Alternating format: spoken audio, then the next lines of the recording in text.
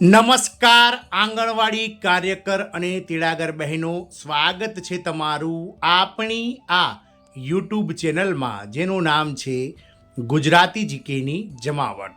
તો એક બાજુ જ્યારે ગુજરાત હાઈકોર્ટ ડિવિઝન બેન્ચ દ્વારા ગુજરાત હાઈકોર્ટ સિંગલ બેન્ચ જજનો જે ચુકાદો હતો તેને ઉલટાવી દેવામાં આવ્યો હતો ગત 20 ઓગસ્ટ 2025ના રોજ, જેમાં સિંગલ બેન્ચે ચુકાદો આપ્યો હતો કે આંગણવાડી કર્મચારીઓ નિયમિત કર્મચારી જેવું કામ કરતા હોવાથી તેમને રાજ્ય સરકારના કર્મચારી જાહેર કરવા જોઈએ।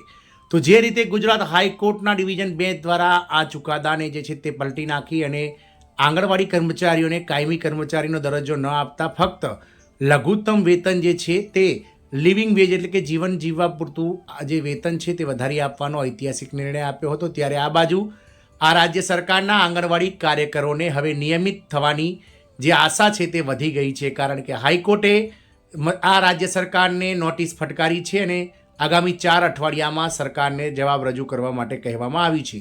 તો જાણીશું આજના વિડીયોમાં વિગતવાર કે ગુજરાત હાઈકોર્ટ ડિવિઝન બેન્ચના ચુકાદા બાદ દેશની કઈ હાઈકોર્ટ દ્વારા આંગણવાડી કાર્યકરોની તરફેણમાં તેમને કાયમી કરવાને લઈ અને સરકાર પાસે જવાબ માંગવામાં આવે છે તેને લઈ અને આજના વિડીયોમાં આપણે વિગતવાર ચર્ચા કરીશું। તો વિડીયોના અંત સુધી આપ બન્યા રહેશો અને જો ચેનલમાં આપ બહેનો નવા સબસ્ક્રાઈબર હોય તો ચેનલને સબસ્ક્રાઈબ કરવાનું ભૂલશો નહીં। તો આંગણવાડી કાર્યકરોને નિયમિત કરવાની આશા વધી છે। હાઈકોર્ટે સરકારને નોટિસ ફટકારી 4 અઠવાડિયામાં આ બાબતે જવાબ માંગ્યો છે।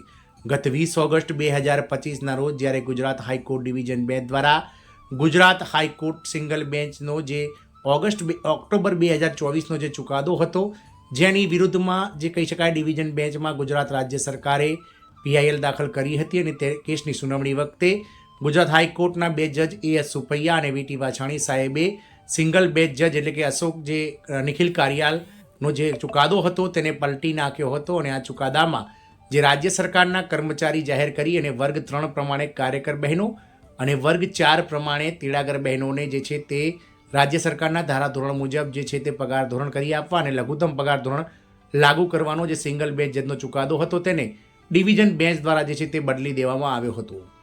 ડિવિઝન બેન્ચ દ્વારા અવલોકન કરવામાં આવ્યું હતું કે આંગણવાડી સેવા એ માનદ સેવા છે, એટલે કે તે સરકાર દ્વારા સંચાલિત એક પ્રોજેક્ટમાં કર્મચારીઓ કાર્ય કરી રહ્યા છે, એટલે તેમને નિયમિત કર્મચારીનો દરજ્જો તો ન મળી શકે, પરંતુ હાલના મોંઘવારીના સમયમાં તેમને જીવન જીવવા પૂરતું જે કહી શકાય કે વેતન એટલે કે લિવિંગ વેજીસ આપવાનો ઐતિહાસિક ચુકાદો આપતા ગુજરાત હાઈકોર્ટ ડિવિઝન બેન્ચે હાલમાં જે કાર્યકર અને તેડાગર બહેનોને જે માનદ વેતન મળી રહ્યું છે તેમાં ₹14,800 એટલે કે ભારત સરકારના અને ગુજરાત સરકારના જે લઘુત્તમ પગાર ધોરણ ₹14,800 વર્ગ 4નો છે બેઝિક પગાર તેટલો વધારો કરી આપવાનો ઐતિહાસિક ચુકાદો આપ્યો હતો।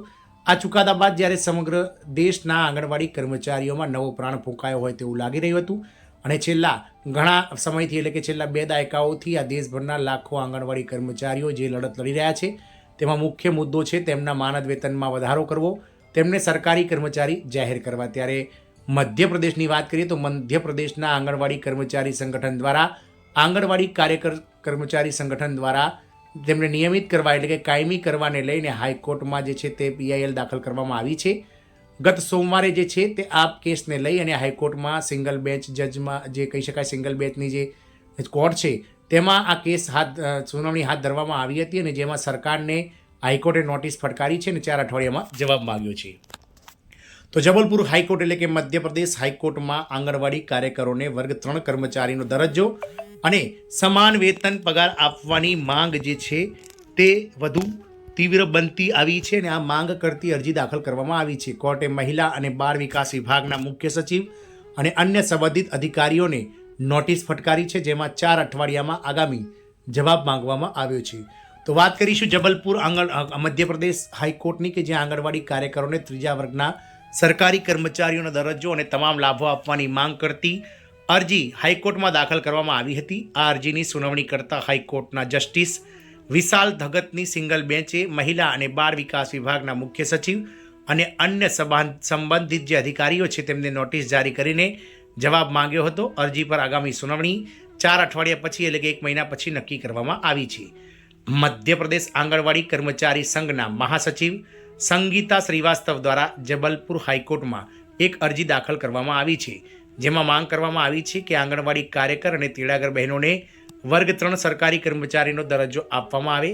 હાઈકોર્ટે આ અરજી સ્વીકારી લીધી છે અને મહિલા અને બાળ વિકાસ વિભાગના મુખ્ય સચિવ અને અન્ય સંબંધિત અધિકારીઓને નોટિસ ફટકારી છે, જેમાં તેમનો જવાબ માંગવામાં આવ્યો છે. સરકાર લોકોને સિવિલ સેવકોની જેમ કામ કરાવે છે. તો સંગીતા શ્રીવાસ્તવની અરજીમાં જણાવાયું હતું કે આંગણવાડી કાર્યકરો અને સહાયકો માતા અને બાળ આરોગ્ય, પોષણ, રસીકરણ અને સમાજ કલ્યાણ યોજનાઓનું સંચાલન કરે છે. રાજ્ય સરકાર આ કાર્યકરોનો ઉપયોગ સરકારી કર્મચારીઓની જેમ વધારાના કાર્યબળ તરીકે કરે છે અને તેમને BLO અને વસ્તી ગણતરી જેવી વધારાની ફરજો પણ સોંપવામાં આવે છે. આંગણવાડી કાર્યકરો દાયકાઓથી રાજ્યને સેવાઓ પૂરી પાડી રહ્યા છે. તેમના માટે નિયમિત કેડર ન બનાવીને તેમનું શોષણ થઈ રહ્યું છે. આંગણવાડી કાર્યકરો દાયકાઓથી રાજ્યને સેવાઓ પૂરી પાડી રહ્યા છે. રાજ્યને સેવાઓની જરૂર છે, પરંતુ તે કેડર બનાવી રહ્યું નથી. અરજીમાં રાહત માંગવામાં આવી હતી કે આંગણવાડી કાર્યકરો નિયમિત કેડરના સરકારી કર્મચારીઓ જેટલી જ સુવિધાઓ અને લાભો મેળવવા હકદાર છે. તેમને વર્ગ 3 કર્મચારીનો દરજ્જો આપવો જોઈએ. સમાન કામ માટે સમાન પગારનો અધિકાર આપવો જોઈએ. રાજ્ય સરકાર નિયમિતપણે તેમની સેવાઓની માંગ કરે છે, પરંતુ નિયમિત કેડર ન બનાવીને તેમનું શોષણ કરવામાં આવી રહ્યું છે. સરકારી અધિકારીઓને હાઈકોર્ટે સૂચના આપી છે. અરજીની સુનાવણી કરતા વિશાલ દગત સિંગલ બેચે પ્રતિવાદીઓને નોટિસ જારી કરીને તેમનો જવાબ આગામી 4 અઠવાડિયામાં માંગવામાં આવ્યો છે. અરજદાર વતી વરિષ્ઠ વકીલ મોહમ્મદ અલી અને એડવોકેટ અહેમદ સાજિદ હુસેન હાજર રહ્યા હતા.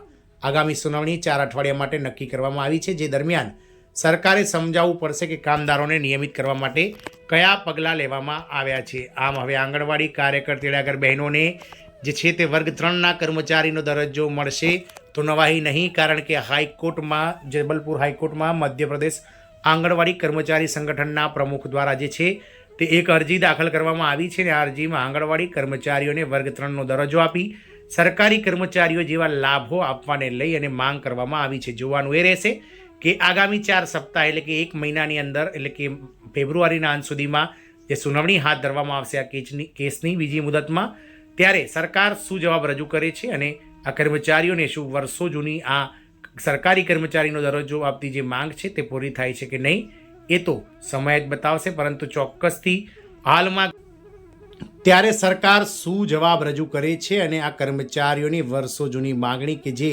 સરકારી કર્મચારીનો દરજ્જો મળવાનો છે કે નહીં, એ તો આ કહી શકાય આવતા મહિને જે મધ્યપ્રદેશ જબલપુર હાઈકોર્ટમાં જે સુનાવણી હાથ ધરવાની છે તે દરમિયાન જ માલુમ પડશે. એટલે કે ક્યાંક ને ક્યાંક હવે દેશભરના આંગણવાડી કર્મચારીઓને જે છે તે સરકારી કર્મચારીનો દરજ્જો સાથે જ લઘુત્તમ માનદ વેતન જે હાલમાં કેન્દ્ર સરકારના અલગ અલગ ધારાધોરણ મુજબ વર્ગ 3 વર્ગ 4ના કર્મચારીઓને મળી રહ્યો છે તેવા અનેક ચુકાદાઓ જે છે તે હવે સામે આવી રહ્યા છે. ગુજરાત હાઈકોર્ટ બાદ જબલપુર હાઈકોર્ટ પણ આ આંગણવાડી કર્મચારીઓની તરફેણમાં ચુકાદો આપ્યો છે. જોવાનું એ રહેશે કે અન્ય રાજ્ય સરકારો હાઈકોર્ટમાં અને સુપ્રીમ કોર્ટોમાં જે વર્ષોથી આ આંગણવાડી કર્મચારીઓ દ્વારા કરવામાં આવેલા જે કેસો પેન્ડિંગ છે તે હવે ક્યારે બોર્ડ ઉપર આવે છે ને ક્યારે આ કર્મચારીઓને જે છે તે ન્યાય મળે છે તો સમય જ બતાવશે. પરંતુ આ હાઈકોર્ટ જે જબલપુરમાં જે અરજી થઈ છે તે અરજી પર હવે સમગ્ર દેશના 27 લાખ કરતાં વધારે આંગણવાડી કર્મચારીઓની નજર રહેલી છે. જય હિન્દ, અસ્તુ.